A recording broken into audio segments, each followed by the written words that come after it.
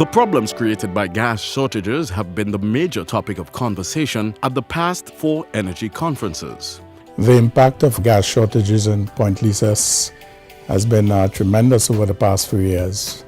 From a financial standpoint, loss of revenue to all the plants, which has affected profitability, needless to say, including all other stakeholders. From a customer standpoint, we've lost or losing the reputation of being a reliable supplier because we can't always deliver product on time because of gas shortages. From the standpoint of plant and equipment, we have accelerated wear and tear because of plant rates going up and down, premature failures, increased life cycle costs, and of course, falling out of that, what we all don't like to see is it can result in safety issues because of the increased safety risk.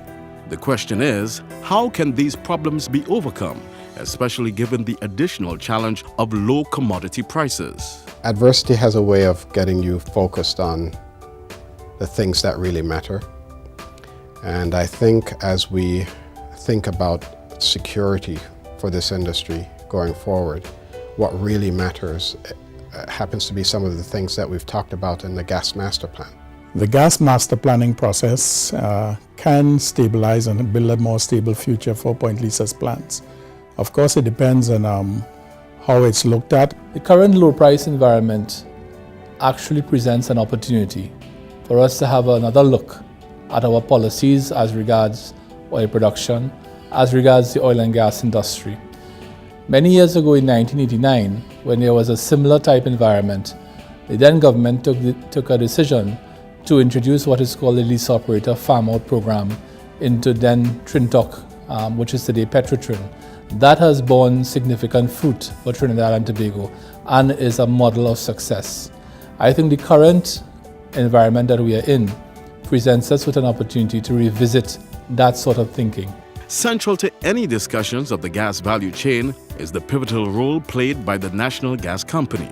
NGC's role has evolved and must continue to evolve.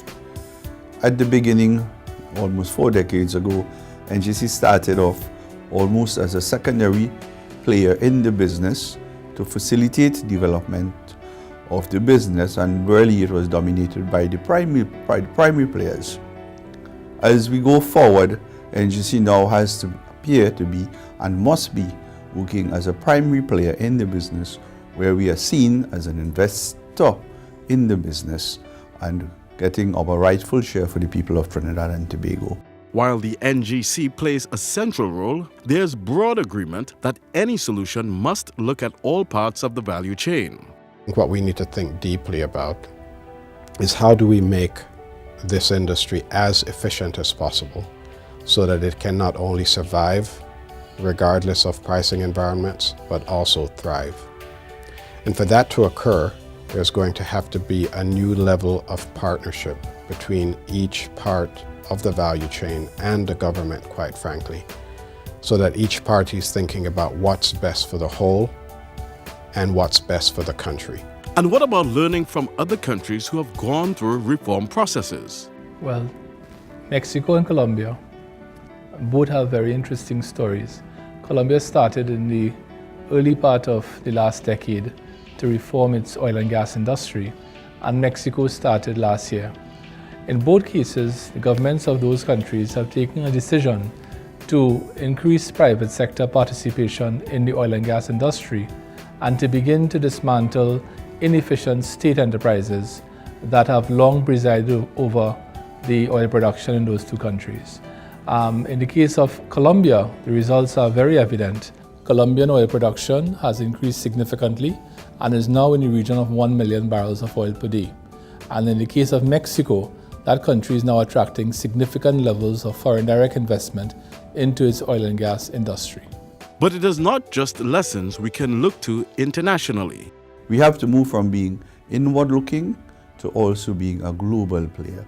We need also to start making investments in the international business place so that we can continue to bring wealth back to Trinidad and Tobago.